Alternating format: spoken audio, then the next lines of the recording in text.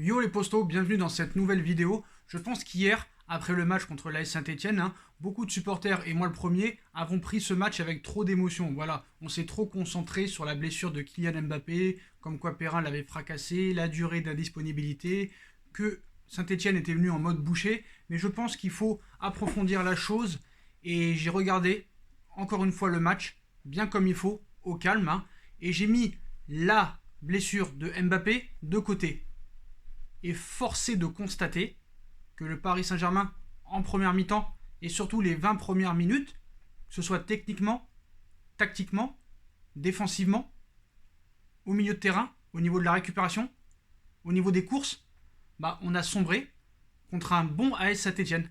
Parce qu'on a vu l'AS Saint-Etienne venir en mode boucher, charcutier, mais il y a beaucoup de choses à prendre en compte. Ce qu'il faut savoir, où est le travail de Thomas Tuchel? Quand tu le vois en conférence de presse, quand il parle de Marco Verratti, tu as l'impression maintenant que Marco Verratti est un remplaçant et un choix numéro 3. Alors il nous explique que non, il n'y a pas de blessure, que voilà, il est apte à jouer, mais je le mets pas. Alors qu'avant, il était indispensable. Bon, il y a beaucoup de choses à prendre en compte, il y a beaucoup de contradictions. Mais il faut faire vraiment une analyse et avoir une pensée large sur ce match. Il faut l'avouer, la composition d'équipe est ni fait ni à faire. Voilà, c'est n'importe quoi. Donc on part sur une défense Thiago Silva, Marquinhos, et on voit que ça ne marche plus. On voit que ça marche plus. Marquinhos, à chaque fois qu'il est à côté de Thiago Silva, il n'est pas bon. On l'a vu hier, surtout les 25 premières minutes, ça a été catastrophique, surtout sur le poteau de l'AS Saint-Etienne où voilà, il se fait enrhumer comme pas possible. Que dire de Idrissa Gueye qui a été en dessous de tout et qu'on a vu peut-être trop beau. Et on a une information sur Idrissa Gueye. Le Paris Saint-Germain cherche à tout prix à s'en débarrasser, mais au prix où il l'a acheté. Il y a un club qui est intéressé. Dans une prochaine vidéo, on en parlera. Mais voilà, ce que fait apparemment Tuchel dans son travail, c'est-à-dire pas grand-chose, parce que si tu regardes un petit peu et si tu fais un petit peu en amont des choses, on voit que Thomas Tuchel n'est pas un travailleur, n'est pas un bosseur. Même que ce soit au niveau des adjoints, au niveau des médecins, ou au niveau peut-être des préparateurs physiques, il n'y a rien, c'est le néant total. Est-ce que ce gars-là fait des analyses vidéo? Est-ce qu'il regarde les matchs des équipes? C'est le premier à dire, après la conférence de presse, que ça fait 3 fois qu'ils jouent contre l'AS Saint-Etienne et que ça fait 3 fois qu'ils finissent à 10 contre 11. Tu devais le savoir ça avant le match. Quand tu vois la conférence de presse de Claude Puel qui t'explique qu'on va essayer de finir le match à 11, ça prouve un petit peu l'enjeu. Et ce qu'il faut savoir, est-ce que l'AS Saint-Etienne est coupable de ça?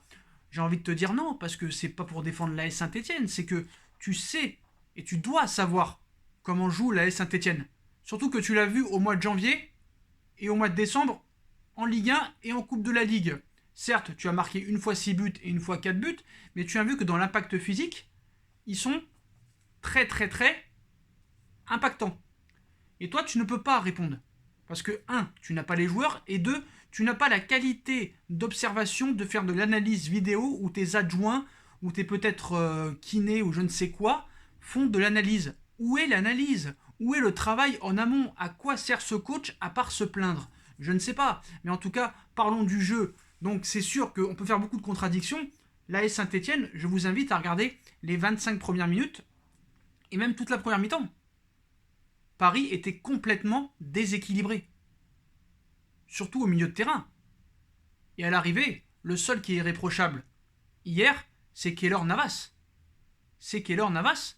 Et en défense, le meilleur a été Baker. Le meilleur a été Baker. Thiago Silva, dans les relances, ce n'est plus possible. Marquinhos qui s'est fait enrhumer comme pas possible. Kerrer qui est sorti sur blessure, donc on ne peut pas vraiment juger. L'entrée de Dagba n'a rien amené. Dagba n'apporte rien. Dagba n'apporte rien, et je peux vous le garantir, et c'est une information, le Paris Saint-Germain cherche à tout prix à vendre Dagba, et veut s'en débarrasser. Donc pour Kerrer, c'est pas très grave. Apparemment, il sera indisponible que 5 jours. Abdou Diallo va reprendre aussi la compétition. Maintenant, je veux parler du milieu de terrain.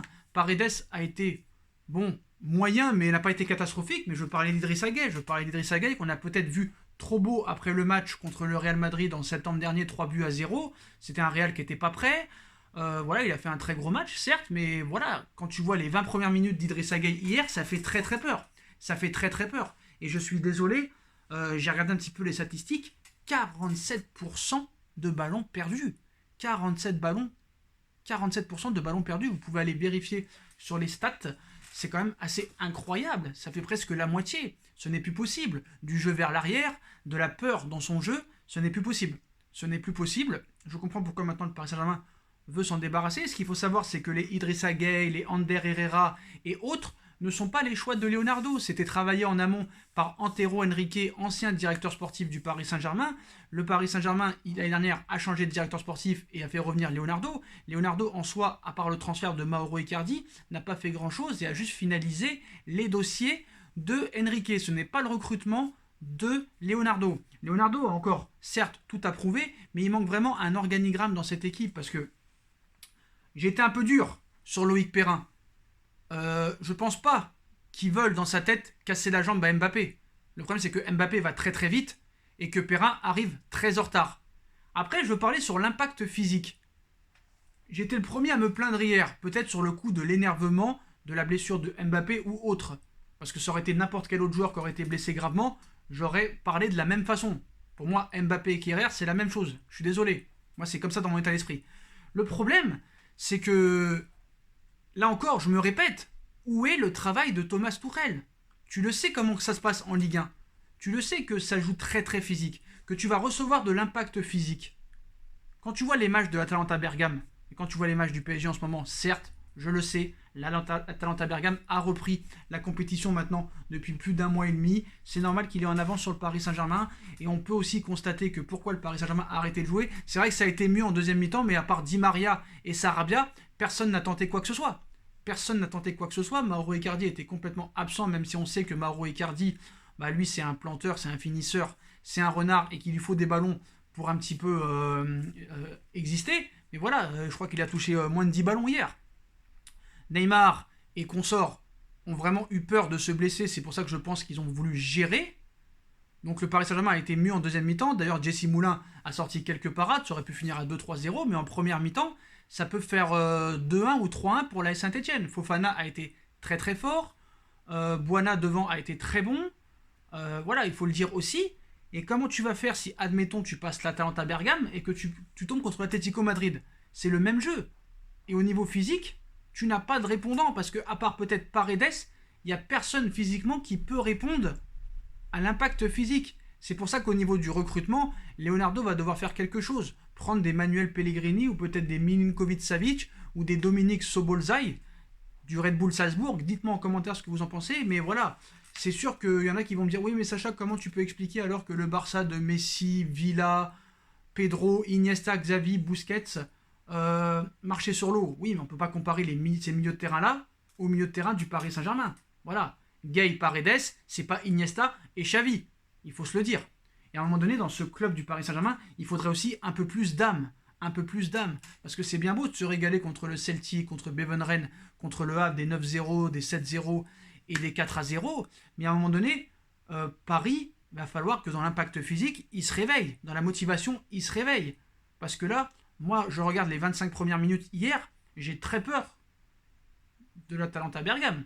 Ah oui, je suis désolé, quand je vois l'Atalanta Bergame, au niveau physique, c'est beaucoup mieux que le Paris Saint-Germain à l'heure actuelle où je vous parle. À l'heure actuelle où je vous parle. Et c'est là que dans son travail, Thomas Tuchel est inexistant et qu'il n'est pas fait pour le Paris Saint-Germain. On l'a vu comme Unai Emery, ça manque d'autorité, ça manque d'innovation, ça manque de remise en question. Et le Paris Saint-Germain ne peut pas continuer avec un coach comme ça. Malheureusement, Leonardo veut s'en débarrasser, mais comme vous savez, Thomas Tuchel, c'est le choix du prince, propriétaire du Paris Saint-Germain, c'est son club, il fait ce qu'il veut. Même Leonardo ne peut rien faire contre ça. Alors est-ce que Leonardo a eu vraiment des garanties sur le changement de coach? Je pense que le prince est têtu et tant qu'il peut peut-être nous prouver que c'est la bonne solution, j'ai peur que si Paris perd contre l'Atalanta Bergame, t'aies la guerre civile le lendemain matin. Même le soir même. Qu'est-ce qui va se passer si le Paris Saint-Germain se fait éliminer contre l'Atalanta Bergame sur un match à huis clos? Ça risque d'être très compliqué pour la suite du club. Et là, c'est plus une lessive, c'est plus un grand ménage qui va se faire, c'est un feu de forêt, c'est un feu de forêt. Je pense l'insurrection dans la minute même, dans la minute. Et je pense que le Paris Saint-Germain, dans toute son équipe et dans toute sa colonne vertébrale, doit tout changer. Voilà, je suis désolé. Par commencer par Thiago Silva. Donc Thiago Silva, il faut... En fait, avec le Paris Saint-Germain, il y a trop d'émotions. Il y a trop d'émotions, même au niveau des supporters. Il faut arrêter avec l'émotion. Oui, Thiago Silva est très sympathique et très gentil et aime le Paris Saint-Germain. D'accord. Mais c'est pas une excuse. Tu vois que ce joueur, même si hier il n'a pas été catastrophique, mais voilà, c'est terminé maintenant. Il faut passer à autre chose. Marquinhos est très gentil et très très bon. Surtout quand il a Kipembe à côté. Mais voilà, il faut prendre en compte et en considération et accepter que Marquinhos, ça fait 7 ans qu'il est au Paris Saint-Germain. Ça fait pas 2 ans, ça fait pas 3 ans. Ça fait 7 ans qu'il est au Paris Saint-Germain. Et il attaque sa 8e année. Il va falloir à un moment donné commencer à être un vrai patron. Un vrai patron. Donc je peux l'excuser sur le fait que voilà, Thomas Tuchel l'a mis au milieu, il l'a remis en défense centrale et ainsi de suite. Peut-être qu'il aurait pu perdre ses repères, mais voilà, contre Dortmund, il a été très bon avec Prenel Kipembe et avec Presco. Donc voilà, au bout d'un moment, il faut penser large et voilà, la pensée, c'est pas fait pour Tuchel la pensée, donc il a du mal à penser large et à un moment donné, il va falloir se poser la question aussi que le football est un sport de contact et qu'il faut répondre au contact. Et Paris n'en a pas les moyens. C'est pour ça que lors de ce mercato, Leonardo a tout approuvé. Et voilà, au Paris Saint-Germain, il y a trop de joueurs à petite taille qui ne peuvent pas répondre à l'impact physique. Parce que le problème, c'est que le championnat de Ligue 1 n'est pas le championnat de l'Espagne. Le championnat d'Espagne, la Liga, c'est pas un... Comment dire, on va dire, pour être poli, un championnat de boucher. Ça cherche à jouer l'attaque, ça cherche pas à casser des jambes. Ça ne cherche pas ça. En Ligue 1, ça cherche ça. Donc, à un moment donné, comme tu sais comment sont les équipes en Ligue 1, tu dois te préparer et tu dois t'adapter en mettant dans ton équipe des joueurs qui, voilà, dans l'impact physique, sont là. Voilà. Et ce n'est pas le cas au Paris Saint-Germain. C'est pour ça que dans ce mercato-là, Leonardo va devoir prendre au moins un défenseur et un milieu de terrain de très grande taille et dans l'impact physique qui répond présent, parce que c'est plus possible et tu ne peux pas continuer comme ça. Tu ne peux pas continuer comme ça. Et voilà, ce match contre l'Atalanta Bergame va être vraiment, vraiment un épisode phare dans le projet Paris Saint-Germain.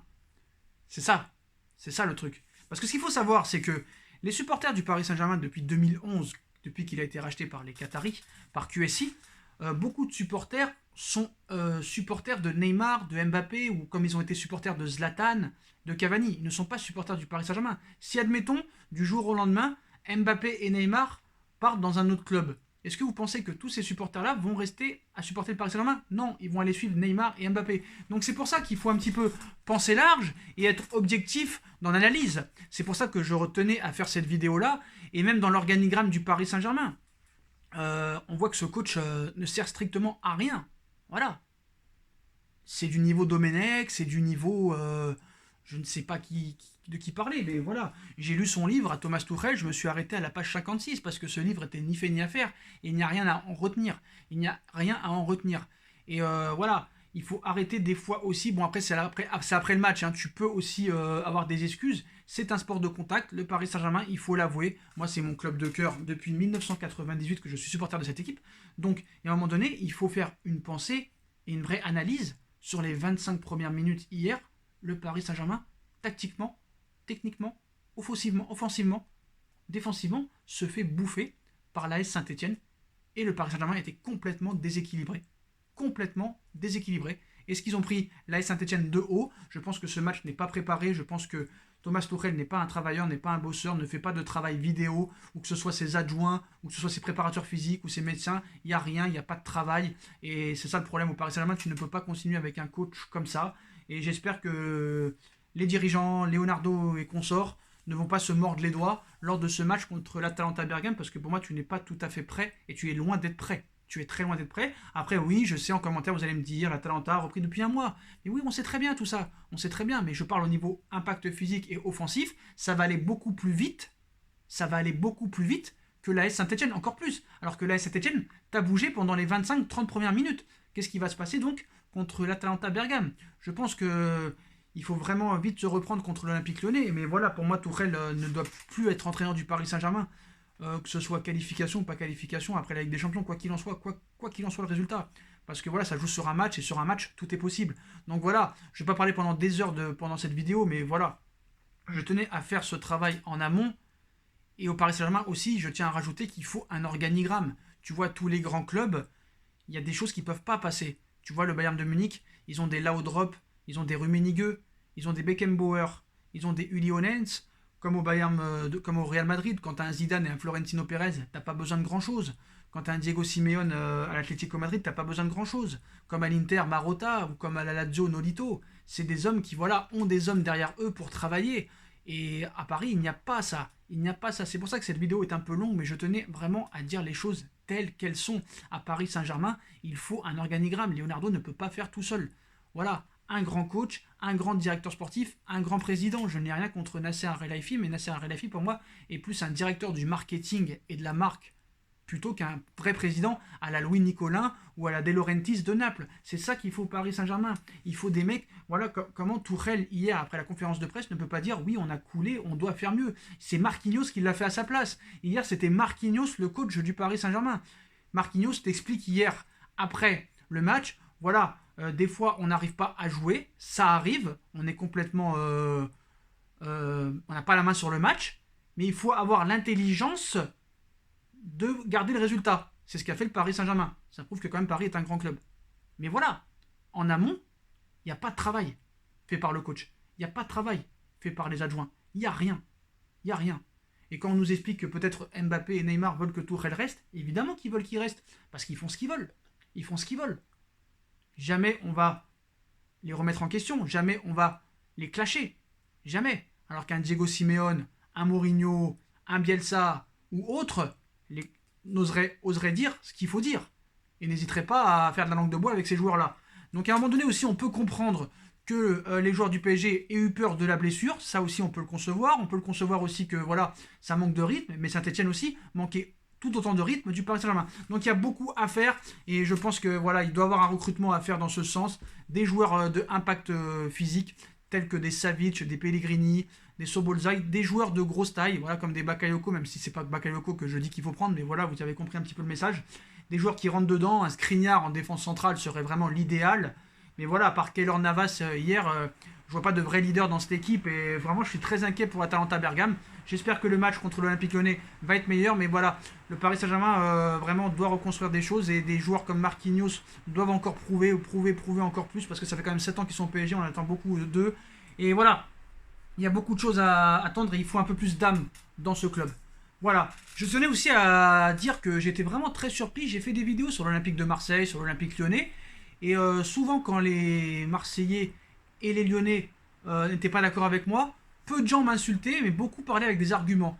J'ai reçu au moins 40 ou 50 messages de supporters stéphanois qui n'avaient aucun argument. Donc tu peux ne pas être d'accord avec moi sur mes analyses, sur mon avis. D'ailleurs, voilà, ce soir, je fais une vraie analyse. Mais dans tous leurs messages, il n'y a pas une phrase où il n'y a pas écrit FDP. FDP, vous savez ce que ça veut dire? Que des insultes, aucun fondement, aucun argument, donc ce n'est pas intéressant. Donc voilà, on appuie sur bloquer et supprimer et c'est terminé. Mais voilà, pour dire que ne croyez pas que les Marseillais sont moins intelligents que les Stéphanois. Les Marseillais, au moins certains, ont des arguments, contrairement aux Stéphanois que dans tous les messages qu'ils m'ont envoyés, ont aucun argument. Voilà, je tenais à dire vraiment les choses. Et voilà, je vous invite à re-regarder le match, ou au moins les 25 ou 30 premières minutes de Saint-Etienne qui ont vraiment été... très très bonne, contrairement au Paris Saint-Germain qui a complètement coulé en première mi-temps. Et niveau défensif aussi, je voulais parler de niveau défensif parce que c'était une qualité pour moi qu'on avait de mieux que l'Atalanta Bergame. Et il faut avouer que hier, la défense a coulé complètement au Paris Saint-Germain, surtout en défense centrale, surtout du côté de Marquinhos. Et au milieu de terrain, il n'y a aucun impact physique et on n'a pas su répondre présent. Et Gay m'inquiète beaucoup. Et la gestion Marco Verratti m'inquiète, la gestion Juan Bernat m'inquiète. Voilà, bon, pour moi, tous les feux sont pas ouverts du tout, hein, et tous les feux sont en rouge pour l'instant. On peut être inquiet, notamment contre l'Atalanta Bergame. Et pour revenir sur Mbappé, normalement, il devrait être indisponible entre 10 et 15 jours. Il va faire des examens finaux mardi, si je me trompe pas, et on saura vraiment la durée d'indisponibilité de Kylian Mbappé. Mais voilà, moi, je tenais à dire tout ce que j'avais à dire, et maintenant, vous savez un petit peu ma position, et voilà ma vraie analyse du match d'hier. Je suis très inquiet pour le Paris Saint-Germain. Mais voilà, je ne sais pas si avec ce coach, réellement, il peut se passer un certain nombre de choses de différents, parce que je pense que ce coach est nullissime et catastrophique, et ceux qui veulent ne pas l'avouer se mentent à eux-mêmes. Voilà les postos, je vous souhaite à vous tous une bonne continuation. Si vous voulez mettre un pouce, n'hésitez pas à bombarder la barre de like, on partage, on commente, on s'abonne, on active la petite cloche pour être tenu au courant des vidéos qui vont sortir. On me rejoint sur mes différents réseaux sociaux, ainsi que sur Utip, hein, voilà, sur Utip, si vous voulez m'aider à regarder des pubs gratuitement ou faire un petit don, c'est à votre sauce. Et n'hésitez pas aussi à vous abonner à ma deuxième chaîne YouTube No Feeling. Voilà les postos, je vous souhaite à tous une bonne continuation. La vidéo était un peu longue, j'en suis désolé, mais il fallait vraiment dire les choses telles qu'elles sont. Tchuss!